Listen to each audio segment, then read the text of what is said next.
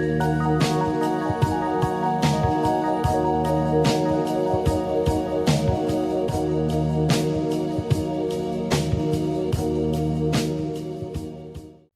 welcome back to Search with Sean, and this is another one of those SEO and AI quickfire news episodes, and we have so much to get through as usual. Obviously, I don't do these probably as regularly as I want to because there's so much else going on in life and obviously on the channel, and we'll go through that in a second actually. But yeah, thanks for joining me, and hopefully you'll see this is slightly different to the other SEO and AI news videos that are out there, but we'll get onto it.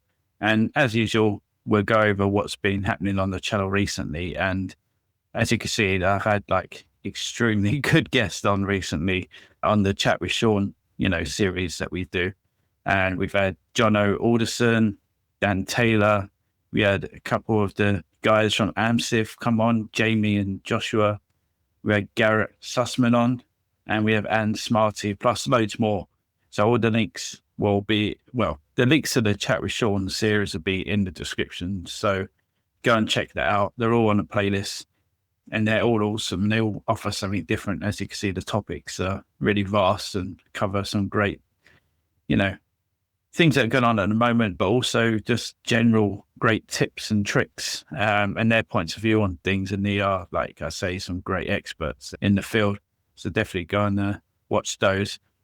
And then I always forget to say this, but they're all on Spotify as well. So if you prefer to watch or listen to your things on Spotify, then head over there and they're all on there. The Chat with Sean episodes, the Real Talk with Sean episodes, these SEO and AI news episodes. So they're all got a different playlist. So if you search Chat with Sean and Real Talk with Sean, they'll come up, or if you search Sean Barber with SEO AI news, that will come up as well. And also, so something I'm trying, it's not taken off yet, but if you want to know about the latest things going on in the show before anyone else, or if you want to know what the latest sort of top SEO, AI, digital marketing news stories, I've started a WhatsApp channel, which obviously called Search with Sean. So you can search that in the channel list that you see on WhatsApp. You will hopefully find the channel, and yeah, you can follow that, and obviously it's free to do, and I'll try and keep it up to date as much as I can, but it's just another way to find out the latest news and what's going on the channel. So yeah, we'll move on because I've got so much to crack on with. I've had to add some last minute additions because things are happening every day, but yeah, hopefully you find it interesting. So yeah, as usual on here, I'm gonna not just talk all the time because I know what that can be like. So I'm going to, as usual, show some of the best videos that I have found on the topic of digital marketing, AI, SEO, and that kind of thing. And yeah, I'm going to show some clips throughout this video, and hopefully you'll find them interesting, and all the links to all the videos and the majority of the stories will be in the description as usual. So I just give you a snapshot and a quick peek at some of the videos, but if you want to watch them or read in detail, then obviously you can go into the description and find all those. So, here on Steve Bartlett's channel, you can see Simon Sinek. Probably butchered that, but no, he talks really well about the whole AI thing, and we're teaching our kids not to be human. That was obviously in the title, but it was a really good chat just about AI with Steve. And yeah, I thought it was a decent video to showcase, and I enjoyed watching it. Girlfriend, you want to do the right thing. So you go to ChatGPT and you be like, this is exactly what happened. Tell me what to do. And you go, babe, I just want you to know I want to take full accountability and I care about this relationship. And she says, did you get this answer from ChatGPT? And you go, I did. How's that going to go? Now, you did everything right. But what makes people beautiful is not that we get everything right. It's that we get many things wrong. And I think in the modern world we live in, we forget that. Simon Sinek is back. He's the visionary thinker inspiring millions to cultivate human connection, find their purpose, and overcome any modern day challenges. So with AI, do you think it really is cause for concern and deeper thought? So I'm not in the AI business, but I am in the humanity business. And here's the problem that we never talk about. People keep telling us life is not about the destination. Life is about the journey. But when we think about AI, we only think about the destination. And its remarkable ability to write the book, paint the painting, solve the problem. But we forget the importance of doing the work yourself. And I think in our modern day and age, we have underrepresented the value of struggle. I am smarter, better at problem solving, more resourceful, not because a book exists with my ideas in it, but because I wrote it. That excruciating journey is what made me grow. But it's the same for love, friendships, conflict. And I think that we forget that we give up certain skills or abilities because of technology. But it's like saying AI will provide boats for everyone, except for the time there's a storm and you don't know how to swim. And unless we take personal accountability to teach and learn human skills, they will disappear. Sure, you can have an AI friend trained, like the best psychologist to affirm you, the best listening skills that exist, but my ability to know what to do when my friend is struggling, my ability to function in the world, or my ability to cope with stress. These very, very human skills are suffering. So what are the other skills we need to equip ourselves with based on the way that the world is heading? Two things. One is... And another one, a channel that I'm really enjoying watching, this was with Eric Schmidt, and it's just talking about what actual artificial superintelligence will actually look like. And it's fascinating discussion. Whenever Eric Schmidt is on like a podcast, I try and watch it because he has so much insight compared to others around the whole AI thing. When do you see what you define as digital superintelligence? Within 10 years.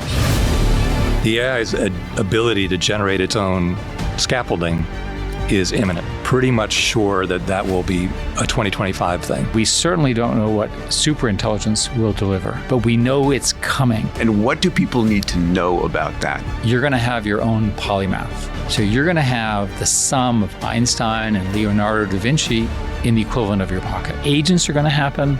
This math thing is going to happen. The software thing is going to happen. Everything I've talked about is in the positive domain, but there's a negative domain as well. It's likely, in my opinion, that you're going to see. So this one was a really great conversation. It was between my old friend that I feature quite a lot, Yuval, and Noah Harari, who's got so much knowledge in the AI space, talking to Stephen Fry at an event. Two really intelligent people talking about AI, and it's fascinating as usual. Great points around it. It's just a really entertaining conversation. So I'll show you a clip now. Me, I wasn't sure anyone would turn up.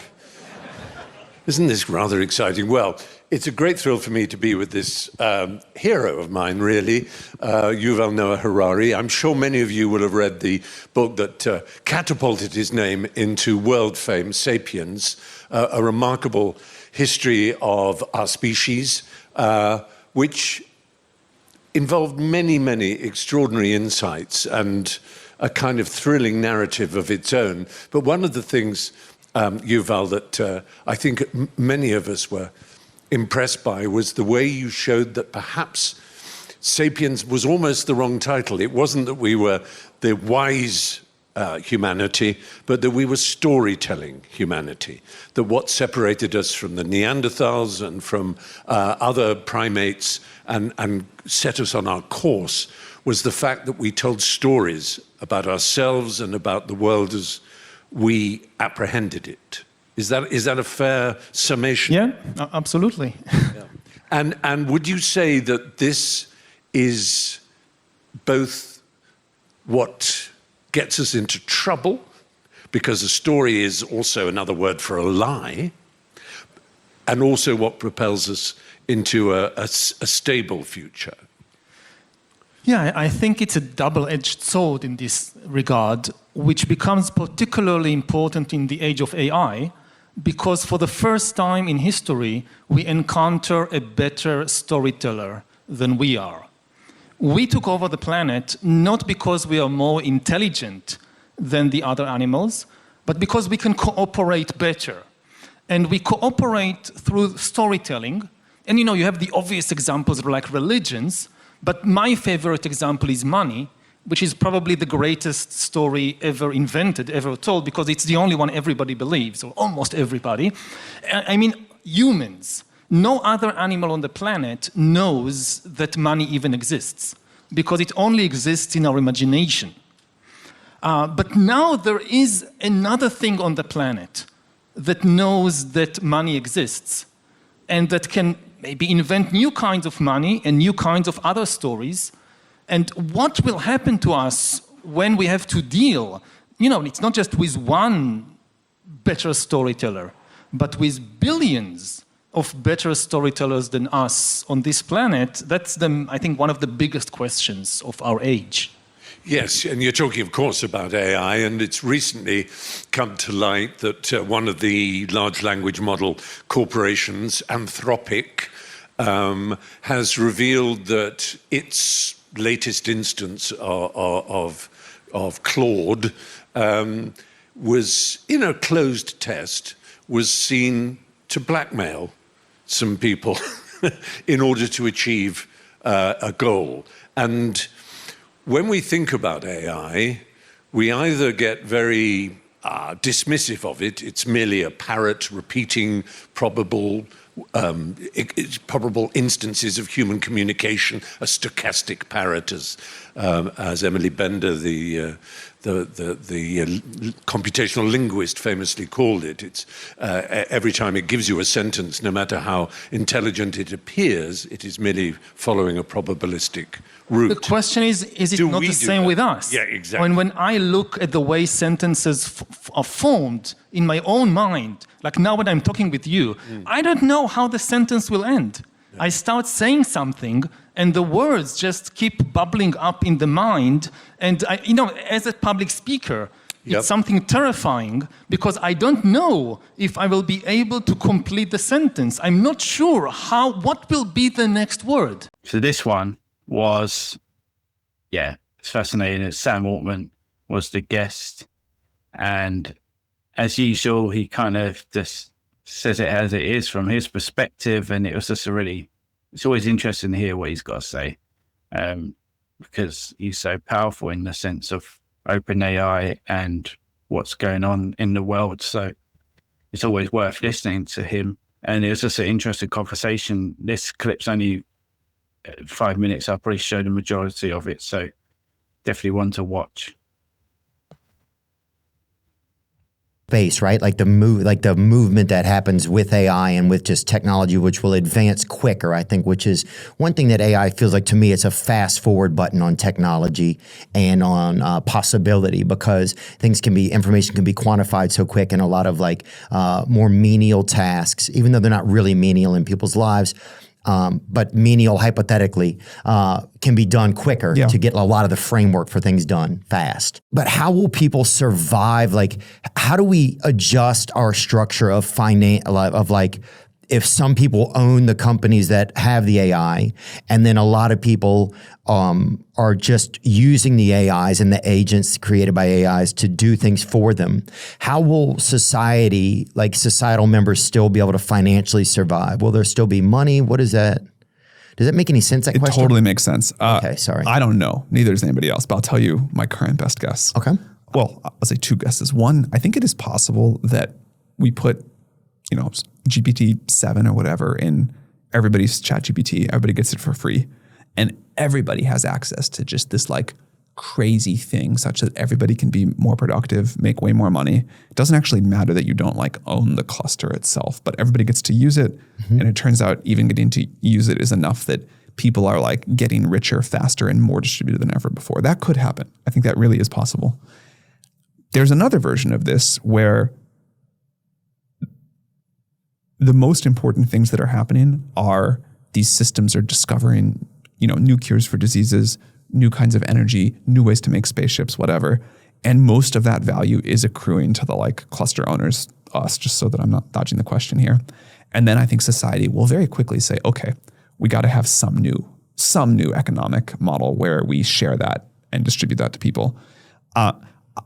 I used to be really excited about things like UBI. I still am kind of excited, universal basic income, where you just give everybody money. Yeah, you hear that term a lot. Yeah, universal basic income. Yeah, I heard you and Rogan talk about that too a while back. I still am kind of excited about that, but I think people really need agency. They really need to feel like they have a voice in governing the future and deciding where things go. And I think if you just say, okay, AI is going to do everything, and then everybody gets a dividend from that, it's not going to feel good. And And I don't think it actually would be good for people. So I think we need to find a way where we're not just like, if we're in this world where we're not just distributing money or wealth, like actually, I don't just want like a check every month. What I would want is like a ownership share in whatever the AI creates so that I feel like I'm participating in this thing that's going to compound and get more valuable over time. So I sort of like universal basic wealth better than universal basic income. And I think I don't like basic either. I want like universal extreme wealth for everybody.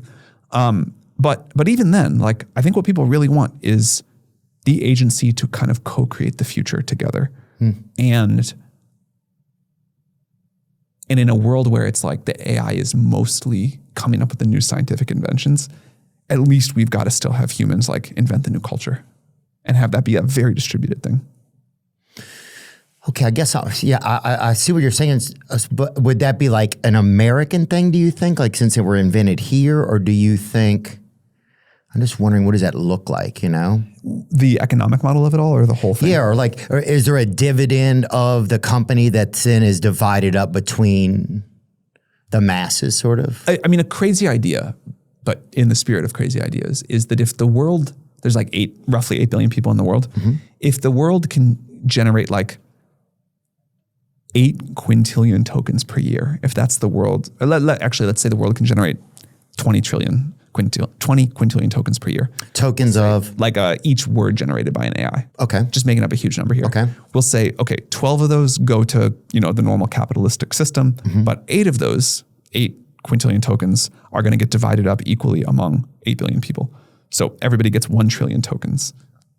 And that's your kind of universal basic wealth globally. And people can sell those tokens. Like if I don't need mine, I can sell them to you. We could pool ours together for some like new art project we want to do. But instead of just like getting a check, everybody on Earth is getting like a slice of the world's AI capacity.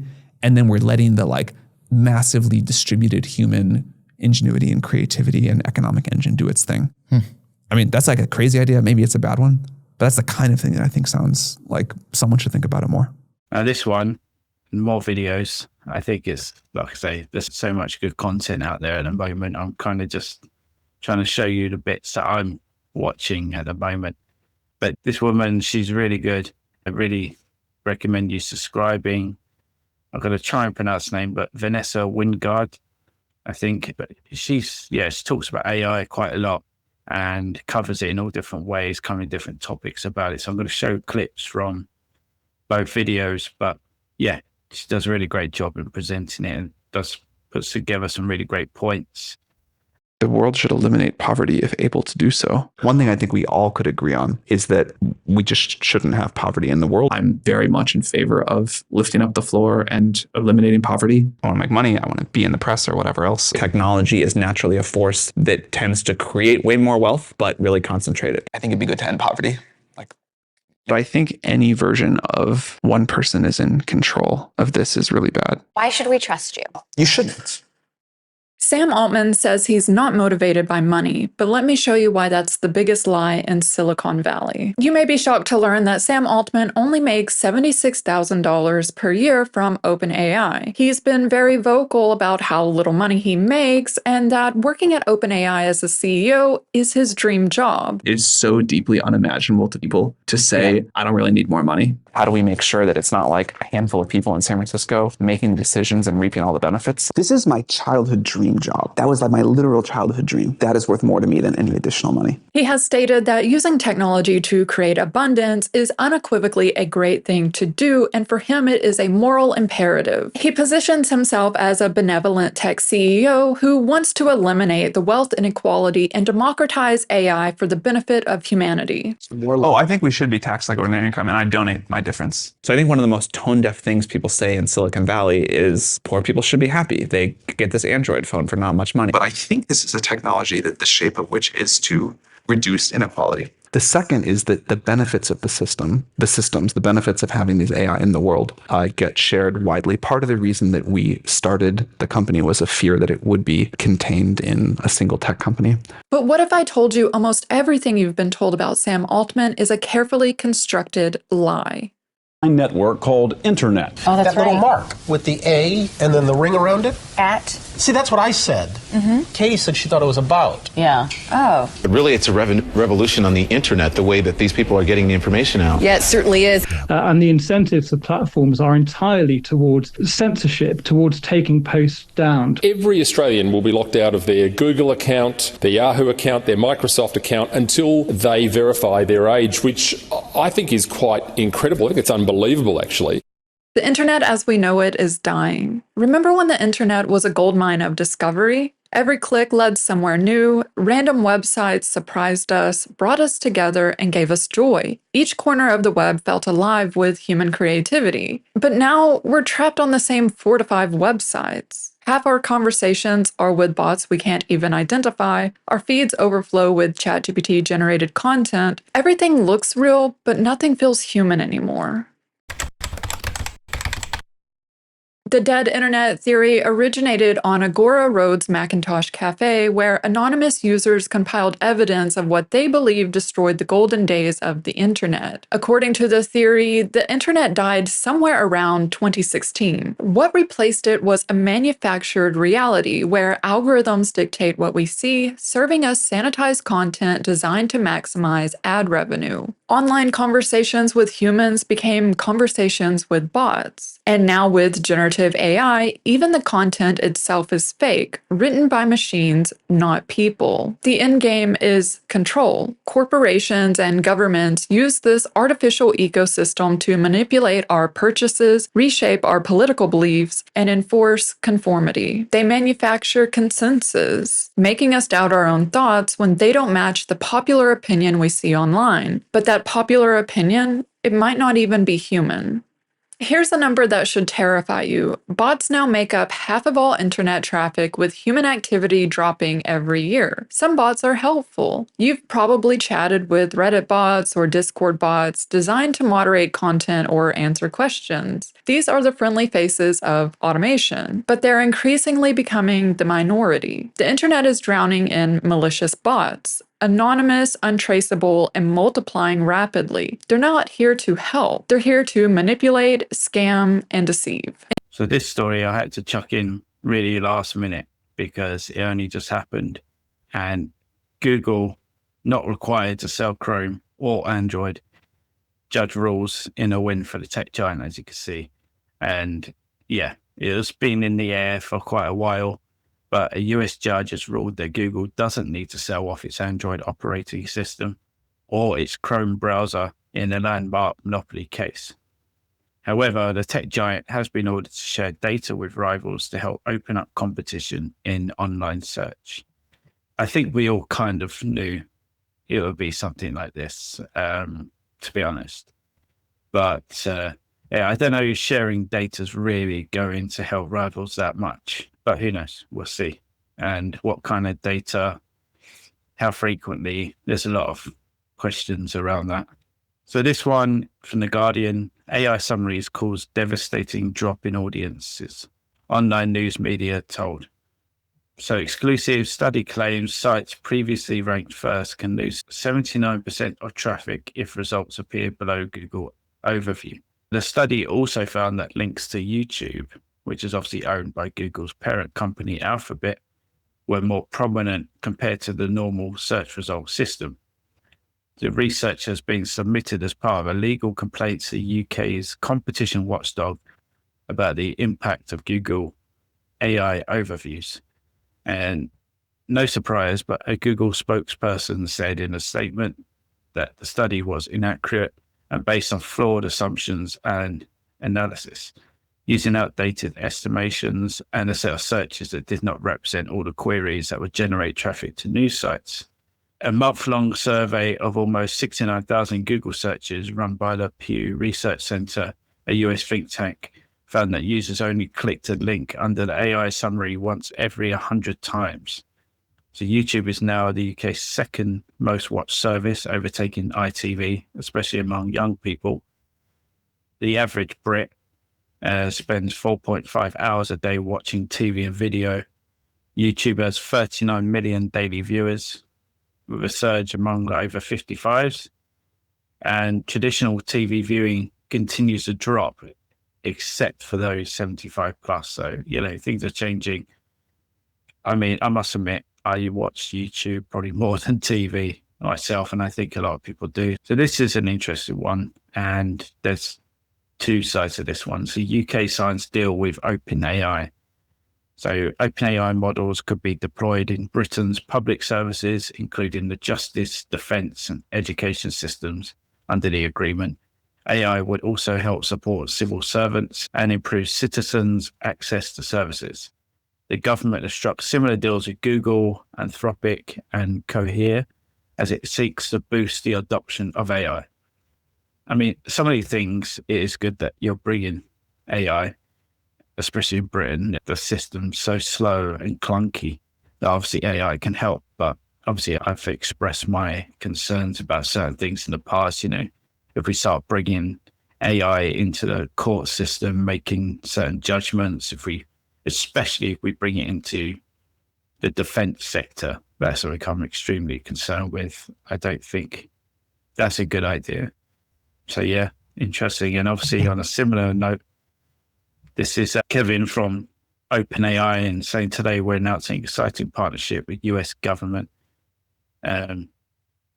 ChatGPT Enterprise will be available to the entire federal executive branch for the next 12 months at just $1 per agency.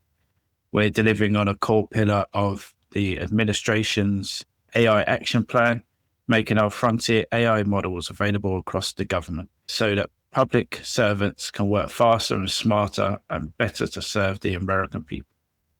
So we've already seen it implemented into the US military sector, and now it's further embedded into the government. So people have raised concerns that obviously we talked about the military concerns, but when it goes into government, and we've got a story about this as well, actually in another country, but when it goes into government, AI is being taught in all the sort of human traits and behaviors and beliefs and biases. And will that be then represented when government are using it? There's still the same sort of inequality issues that we have will still be surfaced because of that. So that's something that people have raised concerns about. So this is cool. And this comes with a video clip as well. But if you haven't seen it already, people are doing some awesome things with it. But Google DeepMind unveiled a new version of its AI world model that can generate interactive 3D environments using text prompts. The Genie 3 model can create simulated environments for gaming, educational purposes, and robotics. And Google says it's a key stepping stone on the path of AGI, which is when the technology can mimic human intelligence. So yeah, really cool. Check out the video.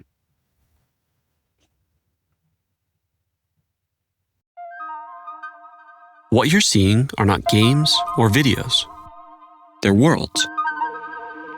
Each one of these is an interactive environment generated by Genie 3, a new frontier for world models. With Genie 3, you can use natural language to generate a variety of worlds and explore them interactively, all with a single text prompt.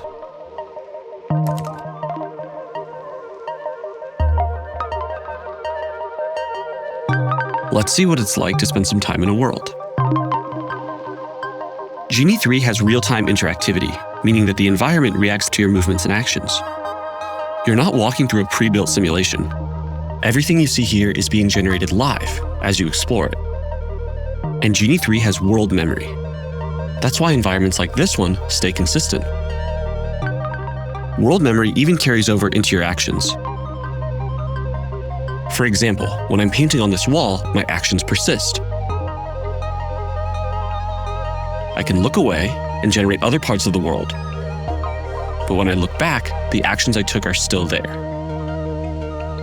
And Genie 3 enables promptable events, so you can add new events into your world on the fly. Something like another person, or transportation,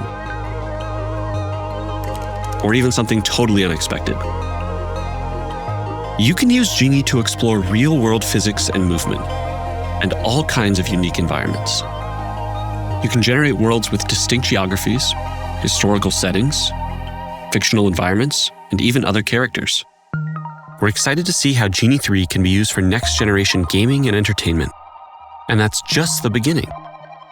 Worlds can help with embodied research, training robotic agents before working in the real world, or simulating dangerous scenarios for disaster preparedness and emergency training. World models can open new pathways for learning, agriculture, manufacturing, and more. So yeah, this is obviously a funny one. There's a lot of debate about if you should say please or thank you. And obviously, some people have said actually the AI prefer it, if you show some manners. But then people like Sam Altman have said actually you're wasting our server resources. So yeah, it's a funny one from Hrefs, and I try and include stuff like this, just a bit of a laugh.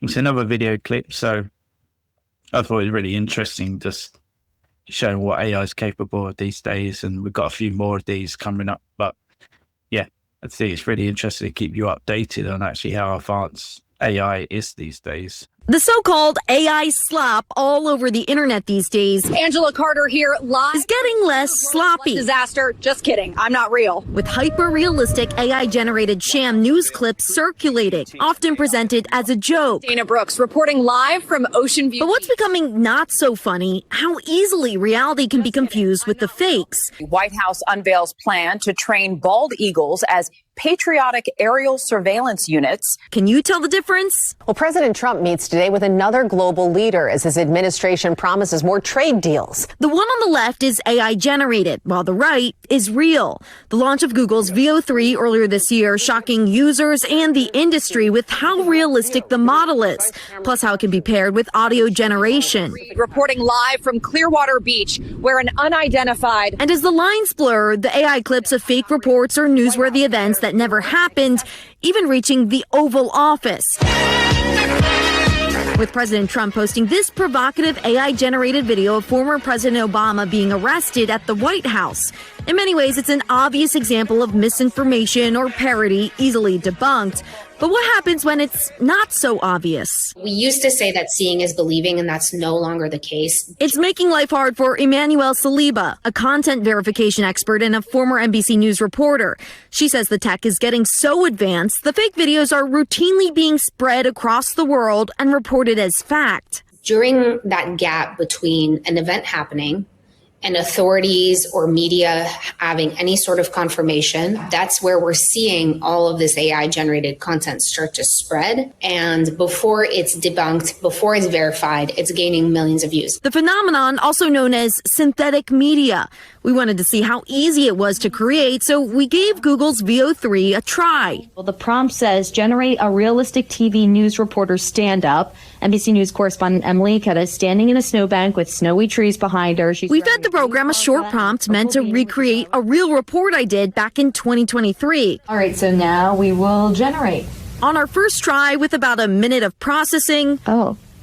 Should we give it a listen? This is an area used to winter weather, but as you can see in the drooping tree branches, this colossal storm dropped heavy snow. The landscape is so good and the quality is so good, like down to the detail of the hat. You can kind of see flurries. It doesn't really look or sound like me, and the text at the bottom of the screen is gibberish, a telltale sign of AI. But watch how the AI reporter gestures, the hat, coat, even the NBC patch on the shoulder. And side by side with the real thing. This is an area that is used to winter weather, but as you can see in the drooping tree branches, this colossal storm dropped heavy snow. The slow zoom out. It's incredibly similar to the actual camera movement. We tried altering the prompt to make it look more like me, but those attempts were blocked, with Google alerting it, quote, might violate our policies about generating prominent people. Google's video generator is so good, at least in part, because... So this is Chris Long, who we featured on here many times.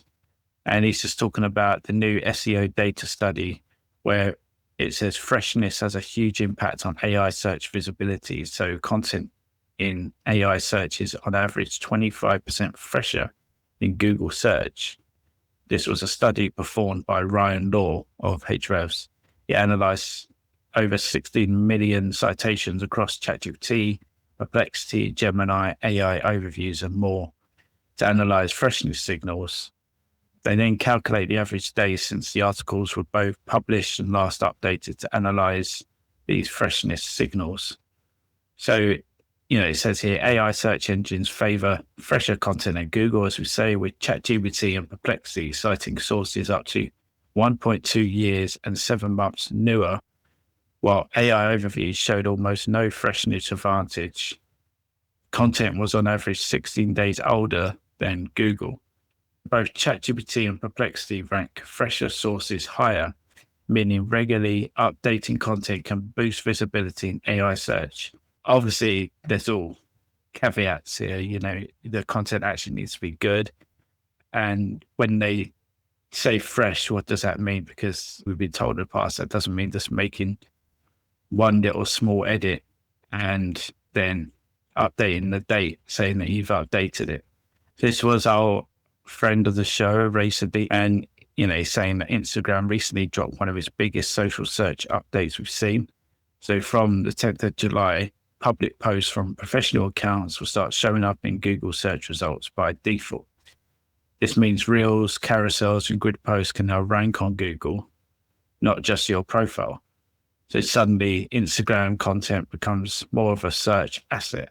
He predicts that just like TikTok, Instagram will push search as part of its ads and marketing, urging users to search in the platform. So Ray's really on the ball in this world, so definitely worth listening to. So this is Crystal Carter, who you'll soon be seeing on the channel.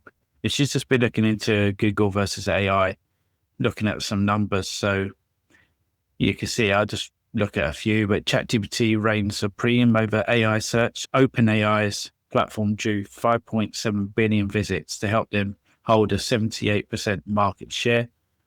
Google saw marginal year-on-year growth, while its 12-month average for monthly visits was 82.5 billion. And this was Google's second consecutive month of marginal growth. So this was a really interesting one, actually. So there's 10 Google users for every AI search user. Grok, Perplexity, Claude, and Copilot all saw big growth in July as they released new features. Gemini grew 7.9% in visits, but dropped 5% in uniques. So some interesting findings there. Obviously follow Crystal, because she's going to be doing this monthly, she said when I talked to her. So definitely worth keeping up to date with all that. So something we discussed before, the use of AI in health. So Microsoft says AI system better than doctors at diagnosing complex health conditions. It's in The Guardian. As I say, all the links have been in the description. So Microsoft have revealed details of an artificial intelligence system that performs better than human doctors at complex health diagnoses. The company's AI department, which obviously led by tech pioneer Mustafa Solomon, they've developed an AI system that basically replicates a panel of expert doctors. Microsoft said it was also a cheaper option than using human doctors because it would be more efficient at ordering tests.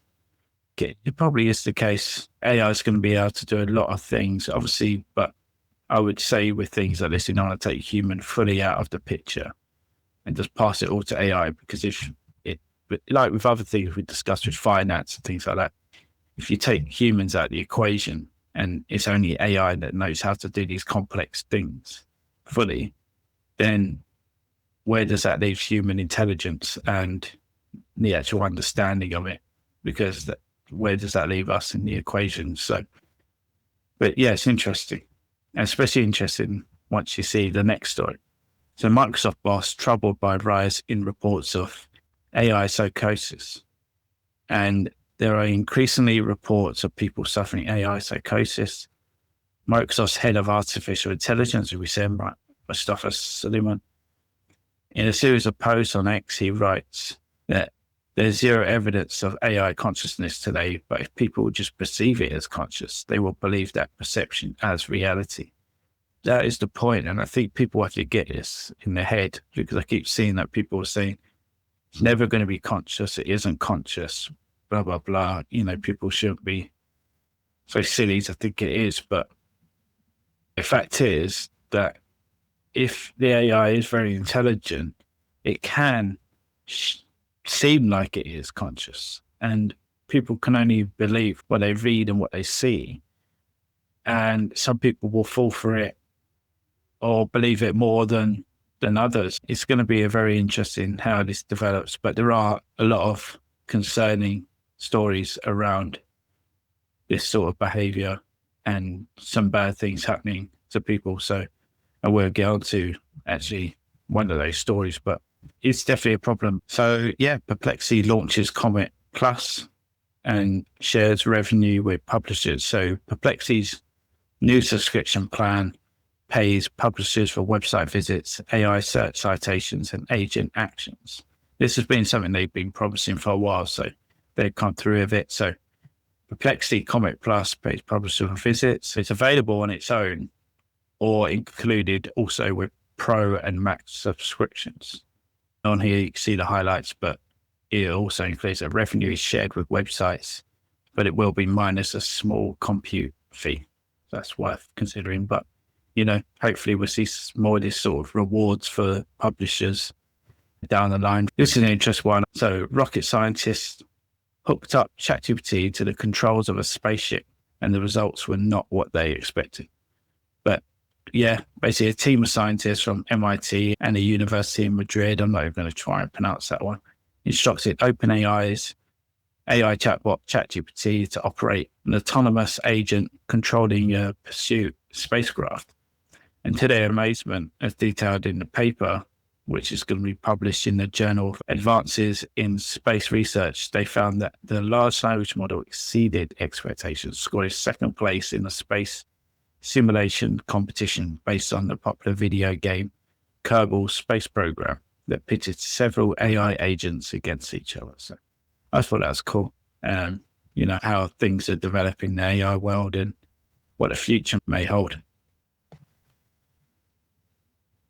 But this is interesting. We've got a couple of stories around Scandinavia here. So Denmark fights back against deepfakes and copyright protection. So Denmark will give people copyright over their own likeness as a way to fight back against generated deepfake videos, as countries around the world grapple with the rapid rise of artificial intelligence.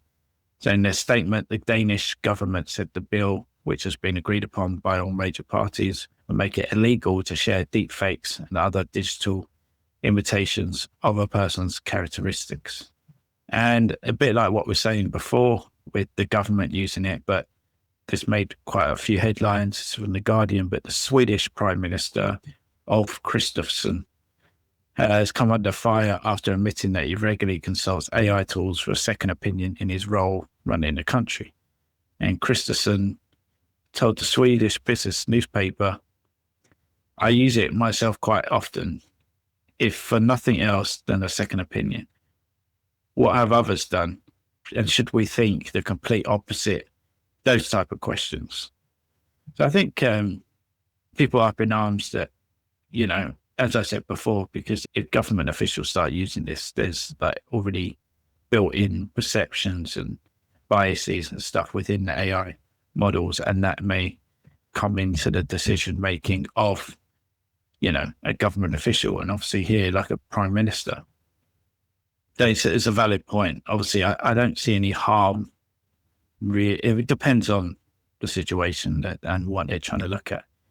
But as a second opinion, obviously, as long as they don't take that as the only answer, and they don't consult with their experts in the field and actual humans and their own judgment, as another opinion, it's going to give them information. I don't know. It's a fine line, isn't it? Be interested to hear your thoughts on that. So researchers create virtual scientists to solve complex biological problems.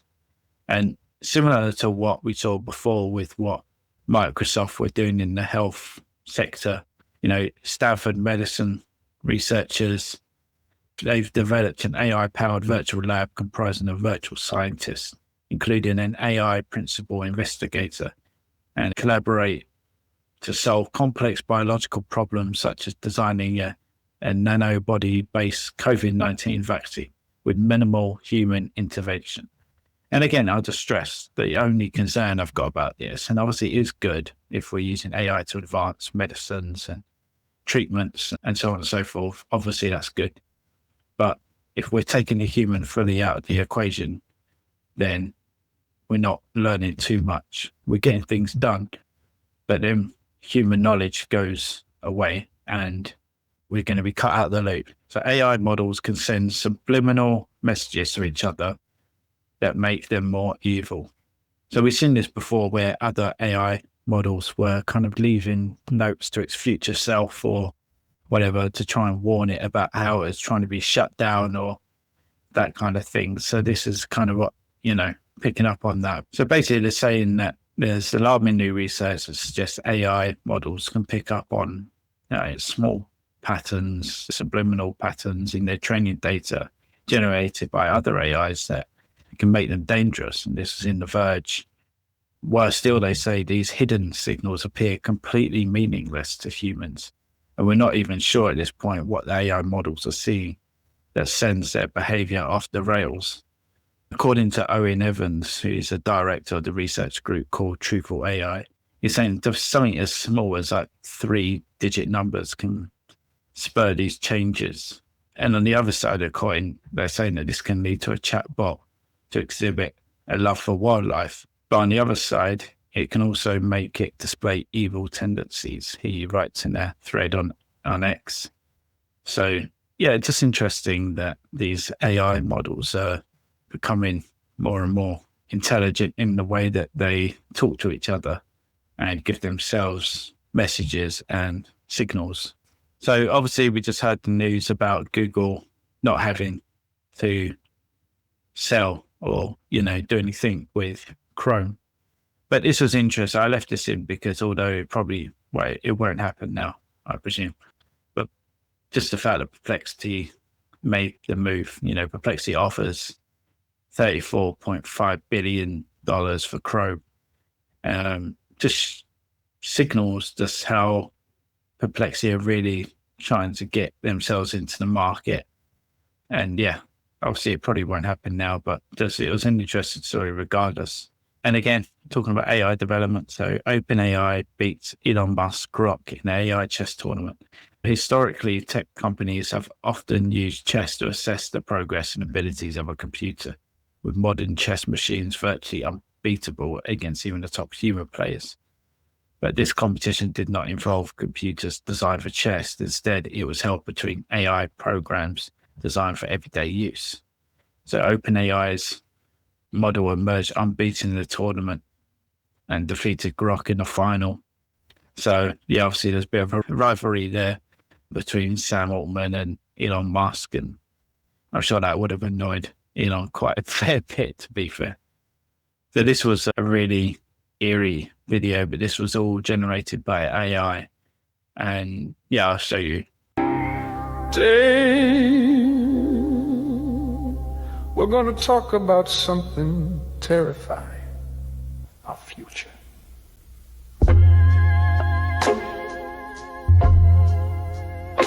I want you to picture this. Oh, picture this. You wake up tomorrow in your bed that adjusts to your perfect sleep cycle. Your coffee brewed exactly how you like it. Your news curated for your bubble. Your entertainment selected for your mood. And you feel nothing. 'Cause somewhere in the night while you were sleeping, the world learned to run without you. Your job automated. Your creativity replicated. Your expertise, your perspective simulated, your passion projects generated in seconds. You sit there in your perfect automated morning with your perfect personalized everything, and you realize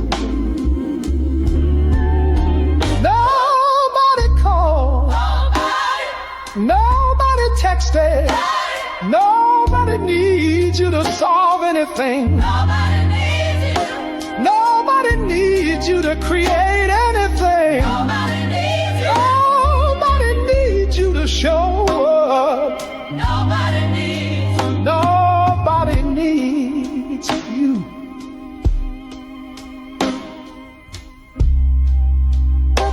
And that feeling you've been pushing down,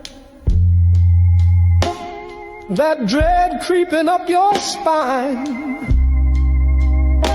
that voice you've been silencing finally speaks. Will I matter anymore? Will I matter anymore? Do I matter anymore?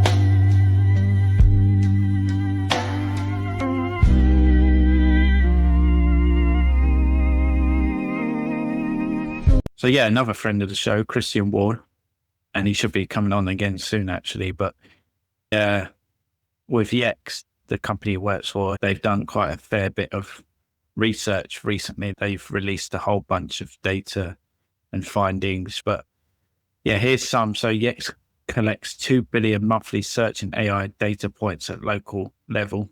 And some of the findings, so Google algorithms favor different traits by business categories. So healthcare, restaurants, and financial services each require distinct optimization strategies.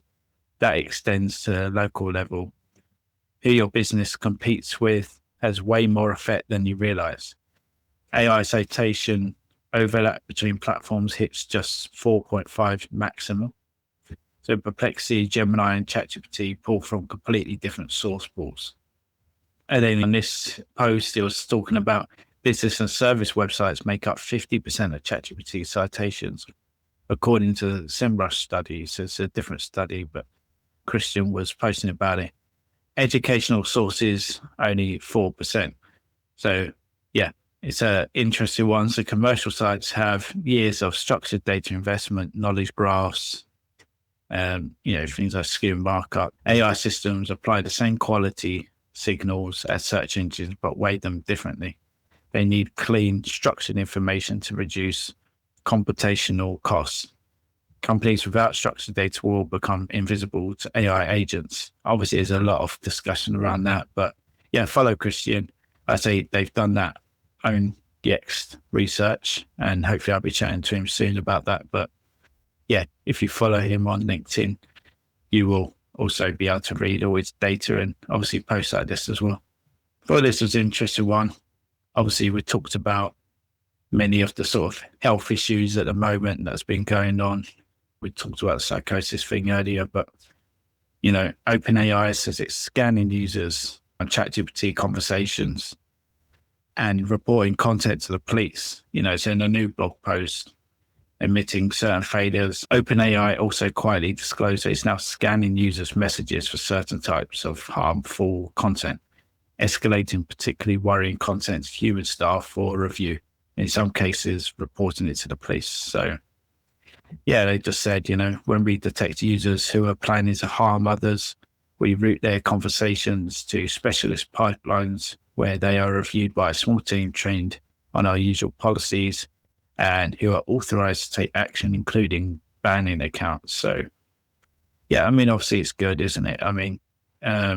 We've seen some very disturbing cases recently in the news about people talking to ChatGPT and doing things, to themselves. And so hopefully this will kind of stop most of that.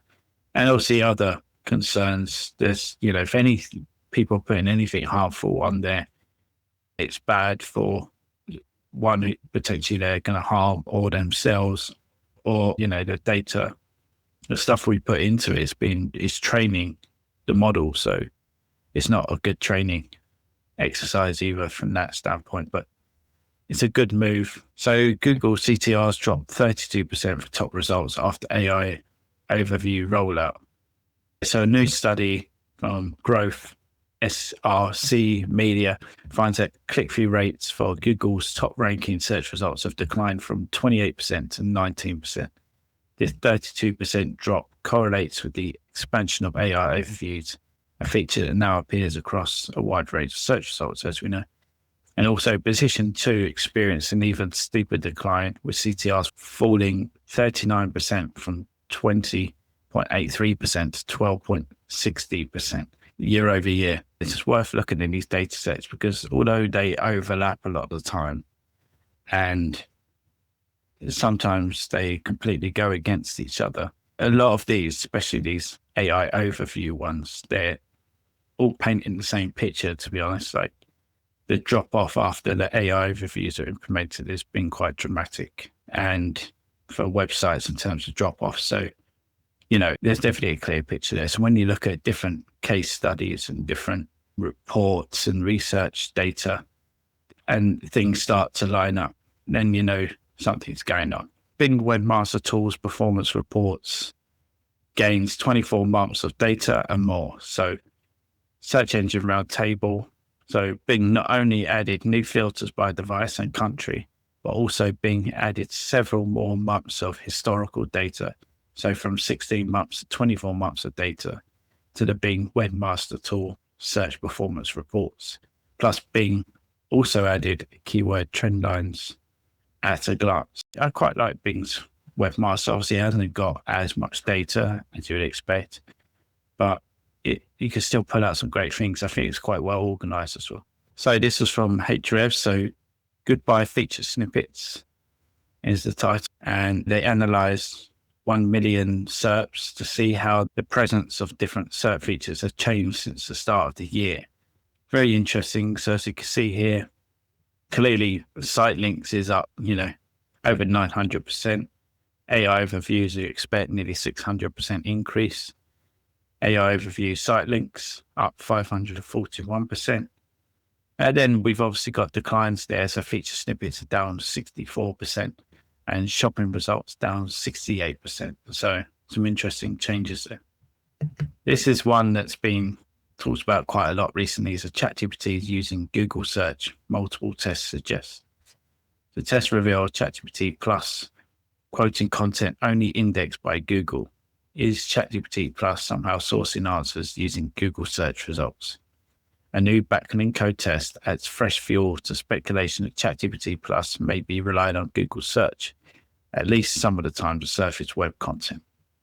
They just said why we care. So I like it when they do these things, actually. It's quite useful. So they say these tests all seem to conclude that SEO is far from dead, especially if ChatGPT is indeed somehow using Google search. If your page appears in Google but not Bing, for example, it could be cited ChatGPT responses. If your content is invisible to Google, you may be invisible to AI. And on that, Cole Kanga here, called it a while back.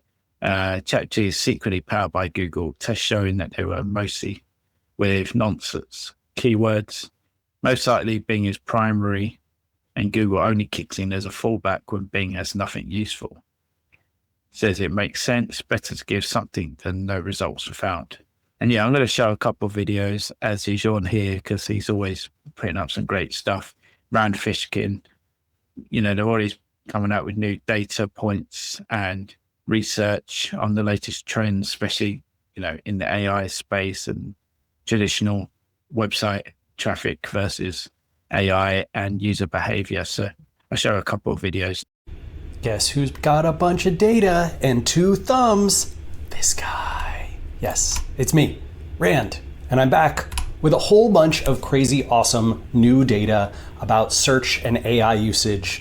This is in the United States, thanks to Datos, and we're able to see data that does something I am very excited about. In particular, I want to show you this graph. Well, there's a whole bunch of graphs I want to show you, but this one, which is looking at whether people are using search engines less than they used to. So we have like this heavy usage cohort.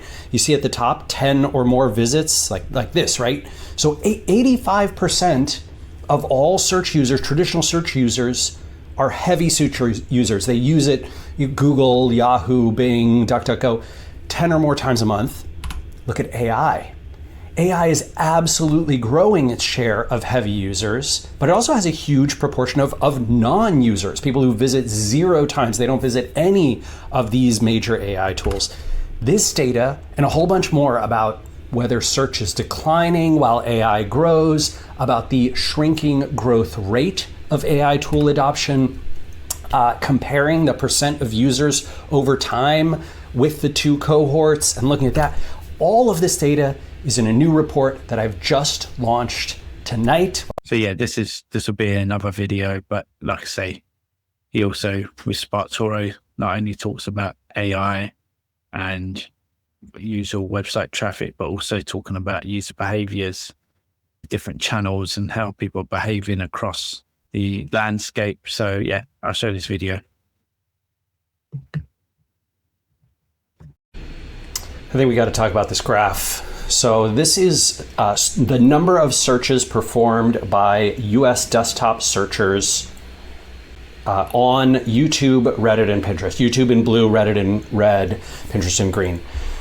If you look back to last year, April, May, June of last year, and then you compare that to April, May, June of this year, Pinterest has doubled the number of searches per searcher that happen on its platform, and YouTube has nearly tripled them, at least from the early part of that quarter. That is wild. ChatGPT and Perplexity and Gemini and Claude have grown, in the 30 to 50% range, but this is 3x growth. This is just absolutely massive amounts of searches per searcher growth on these. And here's another note from the report that I want you to take a look at. Do you see this 70%, near 75%? So this is suggesting that YouTube is visited by 3/4 of all American desktop browsers, which is more than twice as much as if you go up to the AI tools. It's way up here. I won't try to go in there. But if you look at compare the AI tools versus the what's happening on these content platforms, you are seeing numbers that suggest that if Google is losing searches per searcher, which it looked like they were in the last quarter, in Q2, it looked like they were down a little bit, maybe 5 to 7 searches per searcher, you might theorize that who's actually taking that share is YouTube, Reddit, and Pinterest, probably TikTok as well. TikTok, it's mostly mobile, so it's not in this desktop report, rather than ChatGPT, Perplexity, Gemini, Claude. I don't have the data to prove this definitively. That would be hard to prove, but the correlation is absolutely there. And it also suggests that whether you're in the US or EU, UK, right, you can see these numbers are similarly wildly growing in that geography. You should, if you're thinking about, I'm doing AIO, AEO, LLM, AO, G, whatever, EIEIO, you should probably be doing Reddit EO and YouTube EO and Pinterest EO. Search happens everywhere. So this is Cole Hendy and, the GEO argument, I'm kind of tired of it myself, to be honest. I don't really get involved in it, but it's Danny Sullivan, Google's former search liaison, just reiterating around, good SEO is good GEO.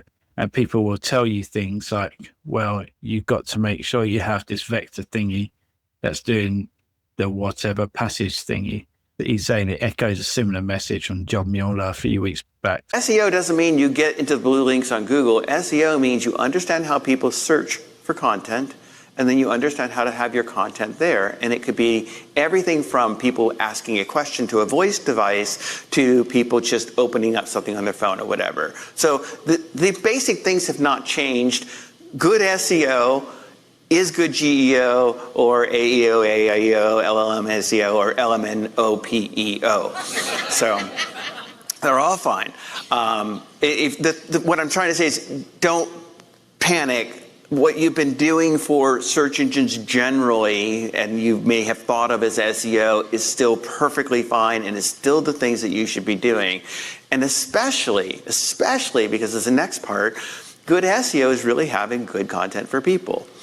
And you can go through and people will tell you things like, well, you got to make sure you have the vector thingy that's doing the whatever to the passage of the, and did you get the, and it's just like this of things that I've been reading and going, oh, my heart breaks for anybody trying to understand this stuff. It's like, are you saying right things in a clear way that people can understand? Cool. Like, that's just for people.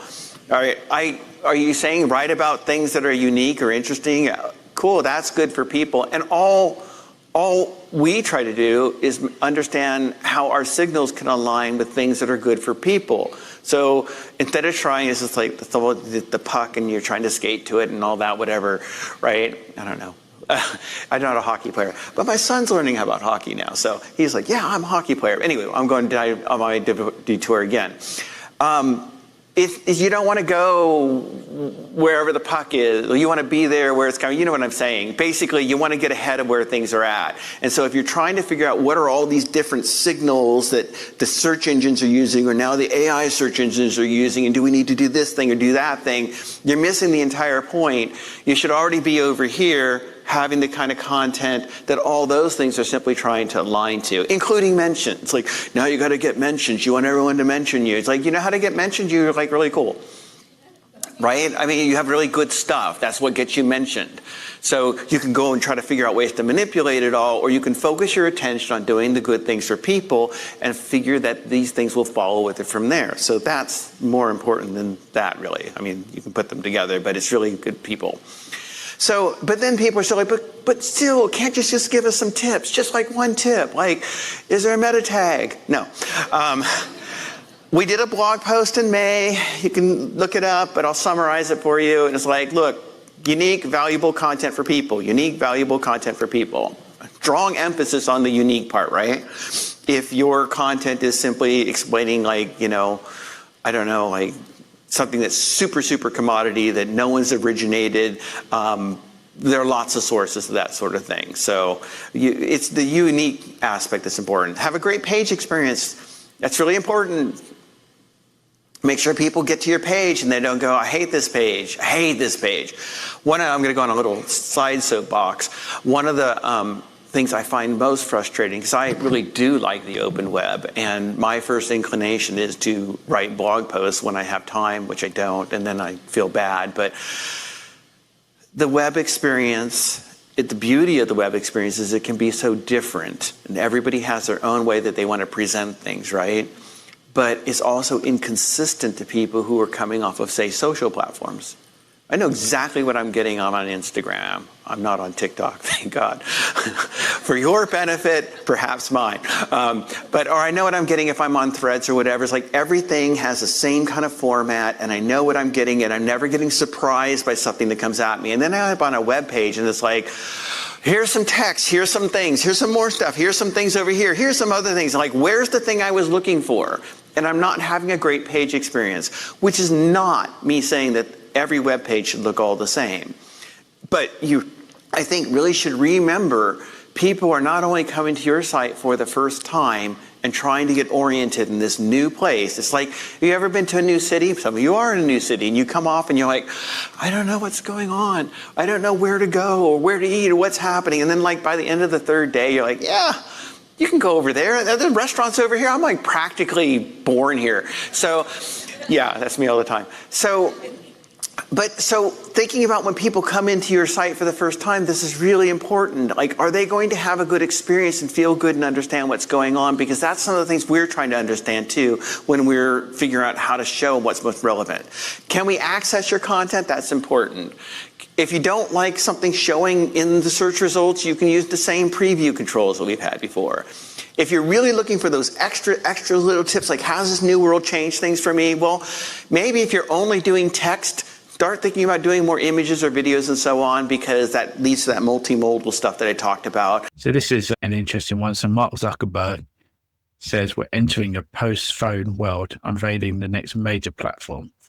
So Mark Zuckerberg recently predicted smartphones will no longer be the king of personal tech, showing that devices like smart glasses will likely take over the prominent wearable device of the everyday person. So obviously he's been pushing it for a while. Yeah, I mean, why not? I personally wouldn't wear glasses all the time. But if it does more stuff than a phone and all that, I don't know. If you said like 50 years ago, everyone's going to walk around with this small mobile device that does all the stuff it does, you probably would have thought they were joking. Every single person has a mobile phone, and pretty much. So yeah, who knows whether it's glasses or something else, but it could definitely be the case that we move on to some new technology.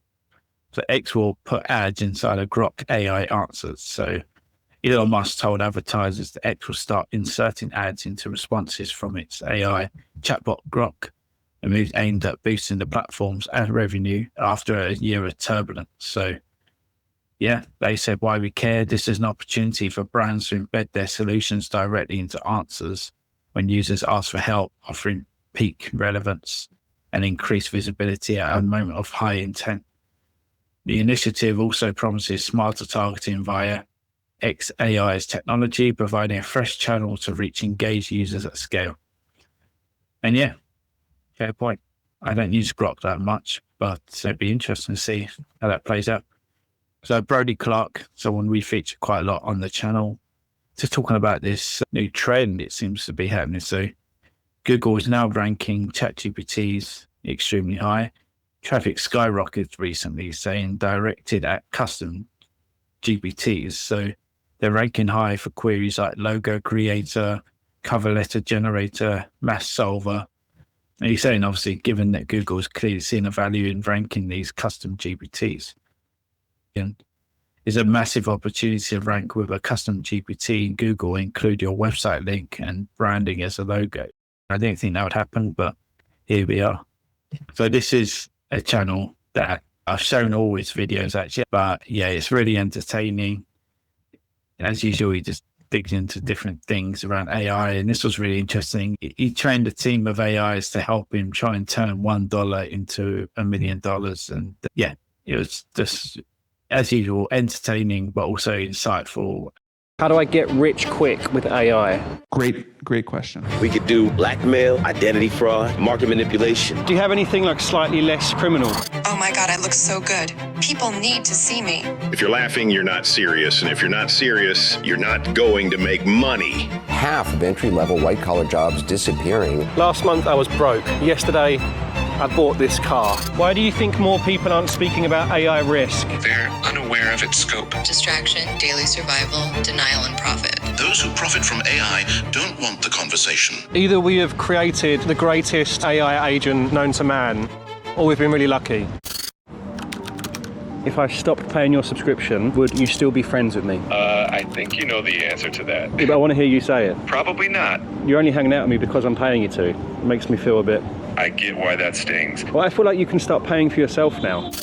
Google searches for AI girlfriend skyrocketed by 2,400% in the last 2 years. Are you trying to impress me with your ability to search? Character AI, who make you lead the market, they get 100 million visits a month. Users spend $47 on average. And what do I get if I pay more? Deeper and more intimate conversations, or improved memory retention for a more personalized experience. We're going to turn you into a real-life AI influencer, so I need to know exactly how you want to look. We'll see if we can make some money together. I've got some wonderful ideas.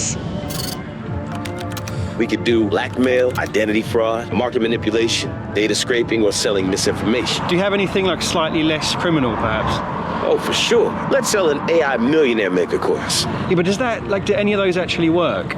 You just let the genie out of the bottle, and I'm about to grant you a wish. And this is another video. In the recent past, I've showcased a paper called AI 2027, where a group of people have predicted the future of AI and where it's going to go to, and they're tracking how that progresses and things. And this video just summarizing what they were saying in that paper and where they think it could be in 2027. So yeah, really interesting video. I showed a majority of it, and obviously all the links have been in the description to check them out. This is what the world will look like in about a decade from now. A tech utopia where humans barely have to work. That's according to a group of AI researchers who've written a controversial and influential paper called AI 2027. But they also predict that within 5 years of this, humanity will be wiped out. The AI 2027 paper has got the tech world talking. We've asked a prominent critic for their view on this stark scenario. But first, here's how it plays out. As an experiment, we've illustrated it using text-to-video AI. The scenario says that in 2027, a fictional company called OpenBrain is celebrating. They've created Agent 3, an AI with the knowledge of the entire internet, all movies, all books. It has PhD level expertise in every field, including AI. Using enormous data centers, 200,000 copies of it are launched, equivalent to 50,000 of the best human coders working at 30 times speed.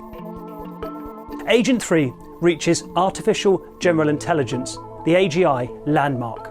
This means the AI can carry out all intellectual tasks as well or better than humans. But in the scenario, OpenBrain's safety team is unsure if the AI is aligned to the company's ethics and goals. An uncomfortable gap is developing in understanding. The public are increasingly using AI for everything, but are blissfully unaware an AI now exists that's as smart as humans. The paper predicts that by midsummer, Agent 3 begins to work on its own successor, Agent 4. Development happens at a breakneck pace. The researchers imagine OpenBrain's exhausted engineers struggling to keep up with the AI as it learns and improves. It's now that OpenBrain announces to the public that AGI has been reached.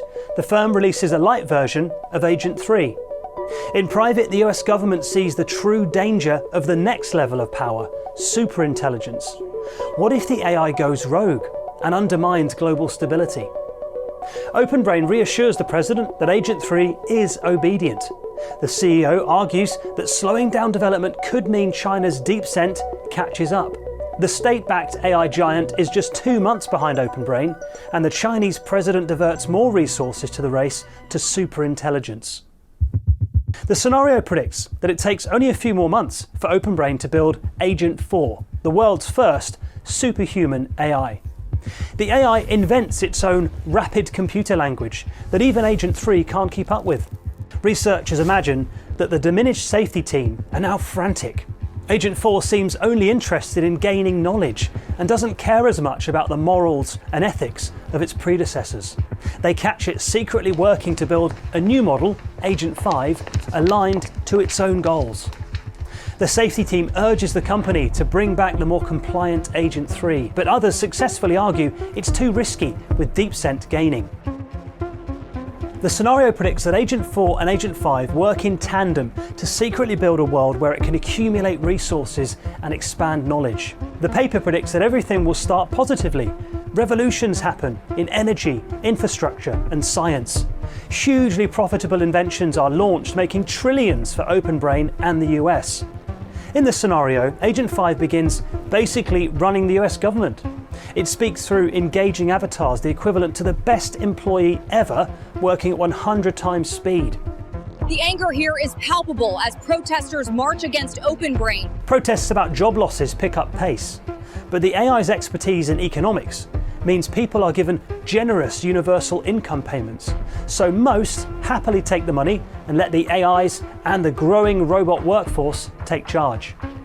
The researchers predict that everything takes a turn in mid-2028.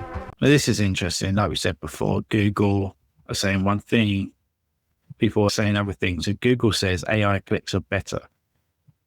So Google says AI overviews are generating more queries and higher quality clicks.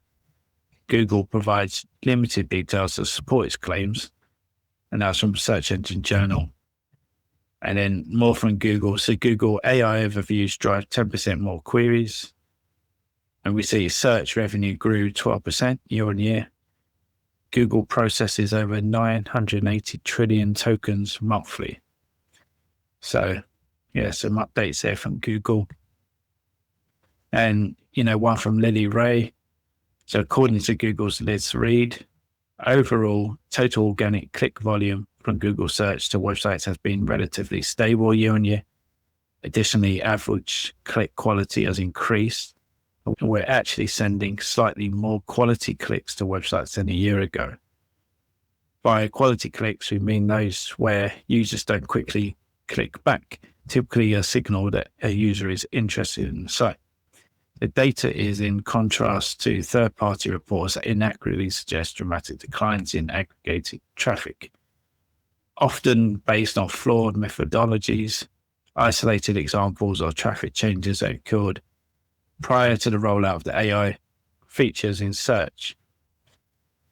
And yeah, Lily was just saying, okay, my question, do the hundreds of thousands of Google Search Console screenshots showing impressions remaining flat or increasing this year while clicks dramatically decline since AI overviews were rolled out more broadly count as flawed methodologies or isolated examples? And yeah, it's just, it is pretty ridiculous because I've seen so many examples myself and you just like, I don't know. Obviously, there's millions of websites out there, so it depends. Maybe more of them are seeing improvements. I don't know. You have to go and look up every single data from every single website, I guess, to get a true answer to it. And we saw some of the other data there from other research papers. Like they're researching hundreds of thousands of websites themselves. They obviously are seeing things we're not. I mean, technically, they should have more data, more accurate data than anyone, but maybe they just need to be a bit more transparent with the data to show us, because those working in industry aren't really believing what they're saying most of the time. So yeah, Pew Research confirms Google AI overviews is eroding web ecosystem. So research shows only 1% of users click a link in AI summaries. It also confirms that Reddit, Wikipedia, and YouTube are the most cited. So the study tracked over 900 adults who consented to installing an online browser tracker to record their browsing behavior in the month of March 2025. So yeah, the data set contains nearly 69,000 unique Google search queries and a total of 12,500 queries triggered an AI summary. So again, there's more data. So yeah, latest release here, and I've got a video to show actually from Ryan Fishkin around this, but basically they're saying ChatGPT isn't replacing Google, it's expanding search. SEMrush shows ChatGPT adoption did not reduce Google search usage. So it's interesting, and that's how I showed a clip.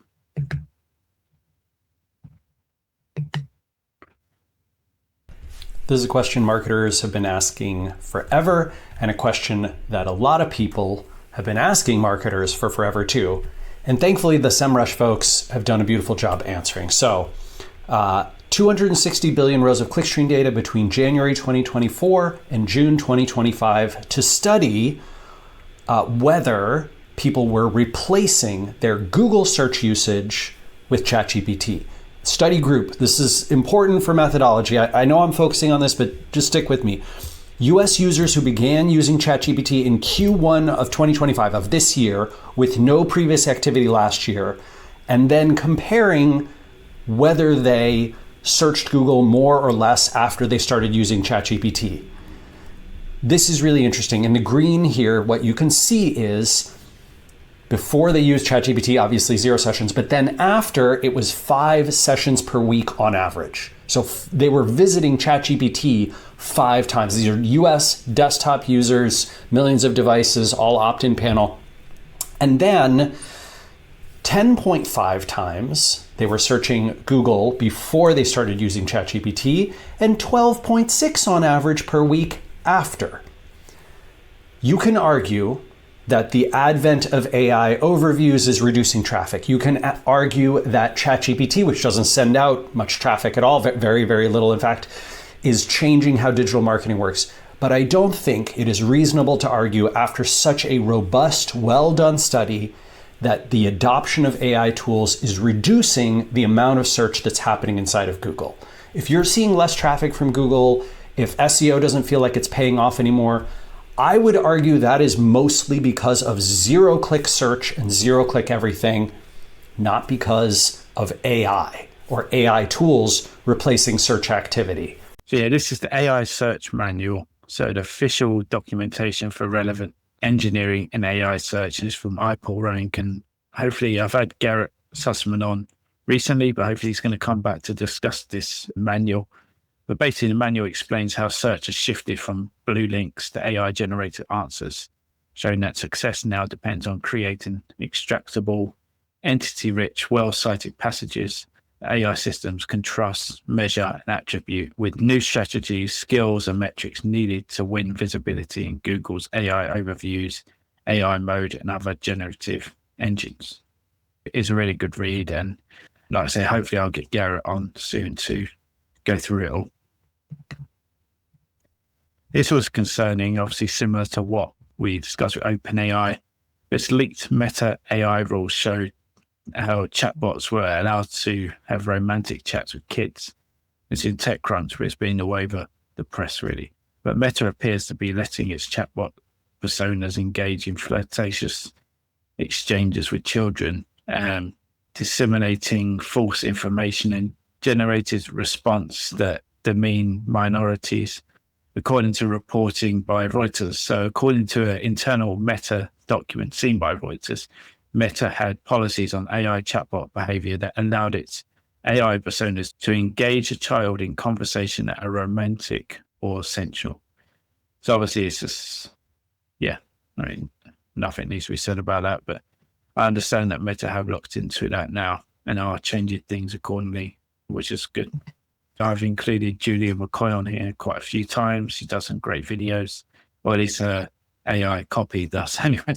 But yeah, this is another great video, so I'm going to play a clip and hopefully you find that interesting.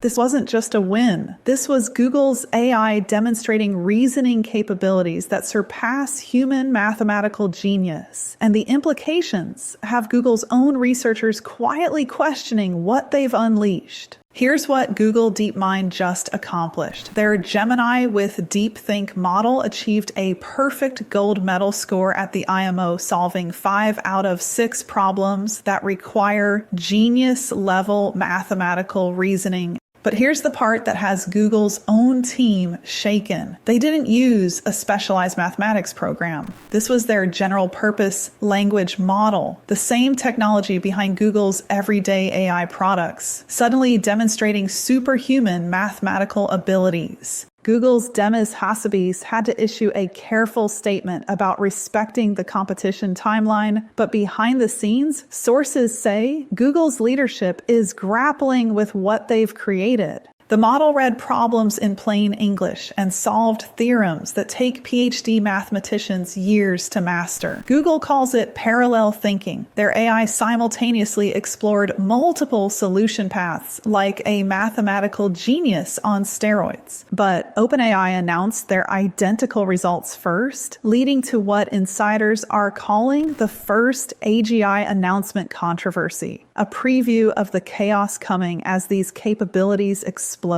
Google didn't just win a math competition. They proved their AI can perform abstract reasoning at superhuman levels. The same capabilities that solved these mathematical proofs can revolutionize Google's search algorithms beyond recognition, transform Google's advertising optimization, unlock breakthrough discoveries in Google's DeepMind research, redesign Google's entire technology stack. But here's what Google's press release buried. This breakthrough came from what they call novel reinforcement learning techniques and parallel thinking. Google's AI isn't just memorizing solutions. It's developing reasoning strategies that surpass human cognitive abilities. Google trained this version on multi-step reasoning, problem solving, and theorem proving data with access to curated, high-quality solutions. Translation: Google has built an AI that can teach itself to think better than humans. And they're rolling this out to Google AI Ultra subscribers first. Google just gave their premium users access to superhuman reasoning capabilities. Here's what the AI CEOs aren't telling you. This breakthrough actually represents a fundamental shift from pre-training compute to reinforcement learning compute. We're moving from teaching AI facts to teaching AI how to think. Elon Musk threw 10 times more RL compute at Grok 4 than previous models. Google and OpenAI are building what Andre Karpathy calls gyms for AI, training environments where these models go to learn superhuman skills. The models you're using today,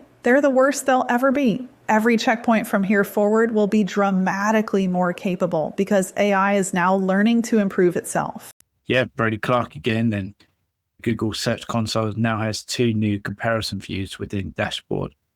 So comparing the last 24 hours to the previous period, and then comparing the last 24 hours week over week. So yeah, just 2 new options in case you wasn't aware of that cropping up in the Google Search Console.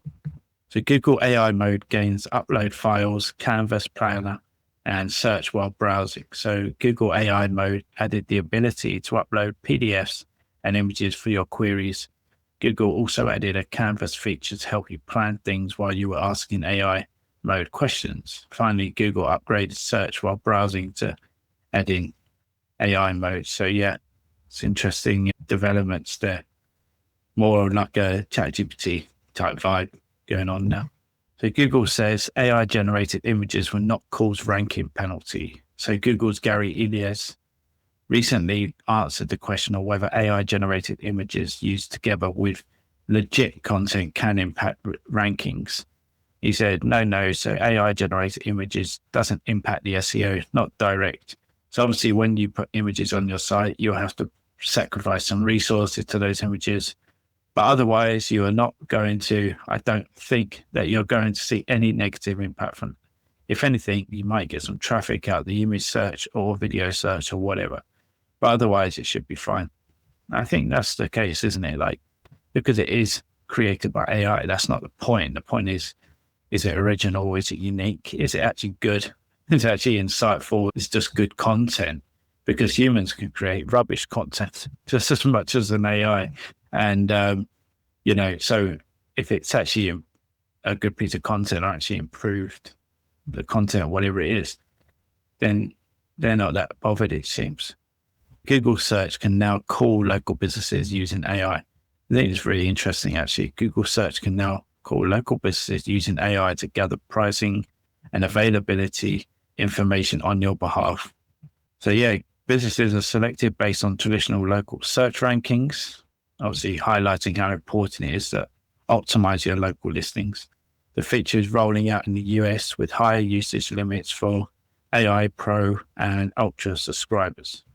The ChatGPT 5 now connects to Gmail, Calendar, and Contacts. So it's from the search engine Journal. So Connector is a bridge between ChatGPT and the external app like Canva, Dropbox, and Gmail, enabling users to connect those apps to ChatGPT in order to work with them within the ChatGPT interface. So access to the Google apps isn't automatic. It has to be manually enabled by users.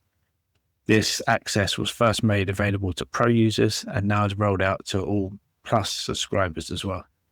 So data centers to be expanded across the UK as concerns mount. So the number of data centers in the UK is set to increase by almost a fifth, according to figures shared with the BBC. Data centers are obviously massive warehouses full of powerful computers used to run digital services from movie streaming to online banking. There are currently an estimated 477 of them in the UK.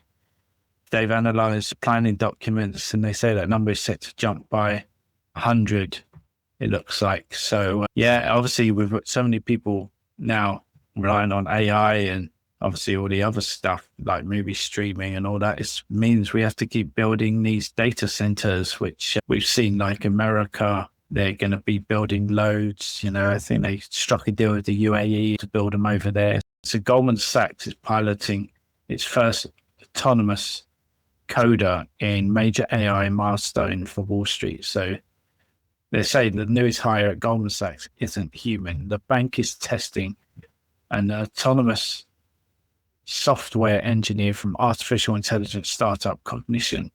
This is expected to soon join the ranks of the firm's 12,000 human developers. Goldman Tech chief Marco Argenti told CNBC. The program named Devin became known in technology circles last year with Cognition's claim they had created the world's first AI software engineer. Demo videos showed the program operating as a full stack engineer, completing multi-step assignments with minimal intervention. So yeah, that's a scary thing. Obviously, it's only the start of it. If others follow suit, then that's going to be interesting. Something that's been rumored quite a while, or spoke about anyway. And OpenAI quietly adds Shopify as a shopping search partner. So, yeah, as we said, they've quietly added them as a third-party search partner to help power their shopping search, which shows shopping-rich results. So, latest release saying on the matter that e-commerce sites, I found that Shopify's listing, along with Bing, as a ChatGPT third-party search provider, OpenAI and its Shopify, along with Bing as a third-party search provider in their ChatGPT search documentation on May 15th, 2025, a couple of weeks after their enhanced shopping experience was announced on April 28th. In a similar sort of topic, so Brody Clark again, talking about ChatGPT shopping results here, and he's been tracking the evolution of ChatGPT shopping products integration for his clients. And he's seen a few changes that he's listed: a cleaner grid display without labels, overlays, product title source as HTML title, not just the feed title, removal of feed eligible product specification reviews, and currency reflected in product grids when relevant.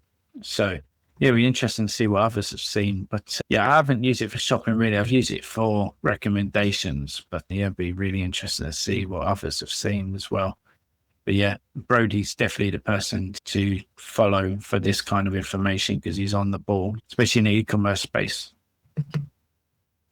This was an interesting one. So China basically did a AI Olympics, and it wasn't that breathtaking in terms of like the results. Like the football was pretty terrible, to be honest. I mean, I support Leyton United, so I can't exactly say much, but the football was pretty bad. But still, it's like we always said, this is the worst that these AI robotics are ever going to be.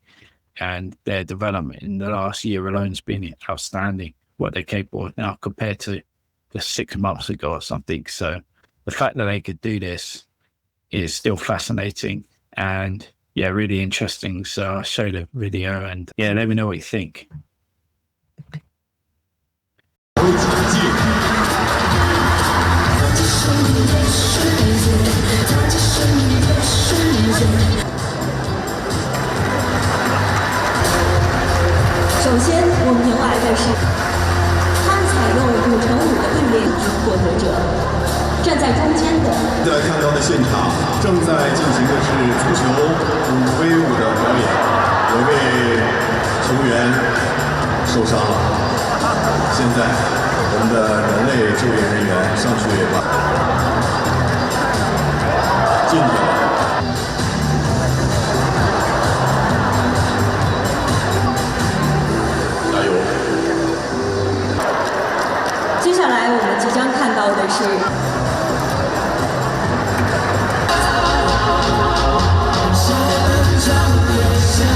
AI overview site AI generated content more than human writing. This is from Hrefs. So Google uses grounding to improve their accuracy, but according to our research, AI overviews are more likely to cite AI generated content than human writing content. So here's what our content detector found. So 3.6% of pages cited in AI overviews were categorized as pure AI. 8.6% were categorized as pure human. 87.8% were categorized as a mix of the two. Also, the ones that were a mix of both human and AI, 11.2% showed minimal AI use, 44% showed moderate AI use, 24.7% showed substantial AI use, and 7.9% showed dominant AI use. So yeah, it's really, really interesting. Obviously, people are like, can you rank AI content? Well, clearly you can. Also from Hrefs, if you do use that tool, it is a really good one. But basically, they've added YouTube backlinks in the site Explorer reports. So you can now see backlinks on YouTube videos, track mentions and stuff. So yeah, really interesting they've added that. Because obviously we do link in this video to all the stories that we cover. So yeah, you'll be able to see that now. The UK broadcasters need urgent boost on YouTube. And that is really interesting, actually. Ofcom urges YouTube to boost the visibility of UK public service media to protect its future. Children now watch far more on YouTube than public service broadcasters, including the BBC, ITV and Channel 4. As you can say, the system is now under serious threat, warns a media regulator, highlighting financial and audience challenges. Only about 20% of YouTube content viewed in the UK is actually made in the UK. And, obviously I have sympathy for them, but at the end of the day, if you're creating good content, people will watch it, you would think. So perhaps they just need to create better content. And, maybe they're just not creating the stuff that people want to watch, and they're going to YouTube. People go to YouTube for a reason, and they need to find out what that reason is. And they even need to adapt how they make programs or try and do better marketing or something. I don't know, but I did find it interesting that they're trying to urge YouTube to boost the visibility of UK media. I think the ball's in their court, in my opinion. So Ferry Casoni, obviously been on the channel. There's a great talk, so do go and watch that one. If you haven't, he knows everything about digital PR. And yeah, he's just put some tips here in terms of using advanced Google search operators to find digital PR ideas that are most likely to be picked up by popular outlets. So he just gave some examples, and I think it's worth listening to Ferry because, yeah, he knows his stuff. Yeah, in case you didn't see it, so that Search Central Live Deep Dive in Asia Pacific 2025. There was 3 days of it, and I just highlighted some of the key findings. So basically the event highlighted how human-focused, high-quality content remains central to rankings, with Gen Z driving multi-model search growth, so lens, voice, AI tools, that kind of thing, while efficient crawl budget management, strong indexing practices, and classic SEO fundamentals continue to underpin visibility across both traditional and AI overviews. You can go on Search Engine Journal, and there's been summaries of everyday sort of key takeouts. So this is from Aleda Solis, and she was just talking about how they've launched something we covered on the channel before that was coming, but they've now launched preferred sources in the US and India. It allows users to select their favorite sources to see top story news from those particular websites or publishers. So once users have selected their preferred sources, they will appear more frequently in the top stories or in a dedicated from your sources section on the search results page. So it's a great way to, encourage your followers or people that go onto your website to do this, so you can become more prominent in their feeds and getting those messages out and those stories being read by your target audience. So it's going to be interesting to see how much that's been taken up, how much it'll be taken up by users, if at all. And it is like a YouTube feed, I guess, and like everything that's personalized these days, but it is obviously better because then you're going to see more of the stories and from the publishers that you actually prefer than just random stuff. So yeah, this says 43% of consumers now use AI tools daily. So nearly 2/3, 62% of consumers trust AI to guide brand choices, matching traditional search during key decision-making moments. That's one big finding from Yet's new report. So as I say, with Christian Ward earlier, Yex have done this great new report. This is one of the other findings. So yeah, 57% of consumers prefer search engines for personal, medical, financial research. 10% of consumers trust their first AI result, so not many. 48% verify answers across multiple platforms, which I think we're seeing grow more often, going to ChatGPT for some initial research and going to Google to verify if they're still open or they're actually that good or whatever. 68% of consumers use AI for local product or service research, but only 19% trust AI results versus 45% for search engines. Yeah, interesting data there.